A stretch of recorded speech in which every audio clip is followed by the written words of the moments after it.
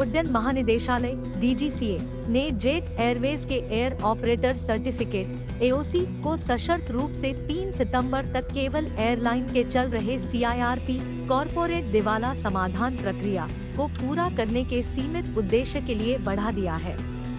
सोमवार को कहा, इससे पहले दिन में दिवालिया एयरलाइन के लिए सफल बोली लगाने वाले जालान कालरॉक कंसोर्टियम (JKC) ने घोषणा की थी कि AOC को DGCA द्वारा नवीनीकृत किया गया था और दावा किया था कि यह निर्णय एयरलाइन के पुनरुद्धार में नियामक के विश्वास को दर्शाता है। किसी एयरलाइन के लिए वाणिज्यिक उड़ानें संचालित करने के लिए AOC एक शर्त है। हालांकि DGCA ने कहा कि AOC की वैधता बढ़ाने का निर्णय अनिवार्य रूप से राष्ट्रीय कंपनी कानून न्यायाधिकरण (NCLT) और राष्ट्रीय कंपनी कानून अपीलीय न्यायाधिकरण (NCLAT) द्वारा अनुमोदित प्रस्ताव के कार्यान्वयन के लिए 3 सितंबर तक दिए गए विस्तार के अनुसार था। उस वाहक के लिए योजना, जो कभी भारत की शीर्ष एयरलाइन थी। गंभीर वित्तीय तनाव के बाद जेट एयरवेज ने अप्रैल 2019 से उड़ान नहीं भरी है। दिवालियापन और दिवालियापन संहिता के तहत वाहक के CIRP के हिस्से के रूप में जेट एयरवेज के लिए सफल समाधान आवेदक घोषित होने के बाद JKC, लंदन स्थित कालरॉक कैपिटल और UAE स्थित व्यवसायी मुरारी लाल जालान के एक संघ ने जेट एयरवेज को एक AOC जारी किया, मई 2022। लेकिन चूंकि एयरलाइन मई 2023 तक परिचालन फिर से शुरू करने में असमर्थ थी, AOC समाप्त हो गई। जेट एयरवेज के लिए विजेता बोलीदाता घोषित होने के बावजूद भारतीय स्टेट बैंक के नेतृत्व वाली एयरलाइन की ऋणदाताओं की समिति (COC) के साथ मतभेदों के कारण JKC अभी भी एयरलाइन का स्वामित्व हस्तांतरित नहीं कर पाई है।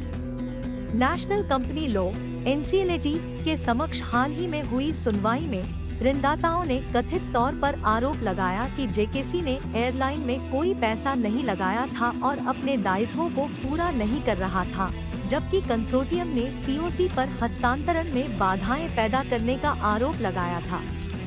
वाहक के स्वामित्व और उसके संचालन को फिर से शुरू करने के प्रयासों को कमजोर करना। जुलाई की शुरुआत में सुप्रीम कोर्ट के समक्ष एक सुनवाई में ऋणदाताओं ने बंद पड़ी एयरलाइन को समाप्त करने का भी आह्वान किया था। जेट एयरवेज, उसके दिवालियापन और CIRP से संबंधित मामलों की सुनवाई सुप्रीम कोर्ट और NCLAT द्वारा की जा रही है।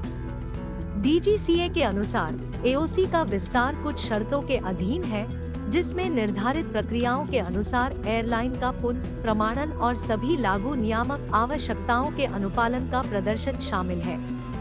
नियामक ने कहा कि एयरलाइन को NCLT द्वारा अनुमोदित समाधान योजना के अनुसार SRA सफल समाधान आवेदक द्वारा कंपनी का अधिग्रहण करने के बाद परिचालन के पुनरुद्धार के लिए एक ठोस कार्य योजना भी प्रस्तुत करनी होगी।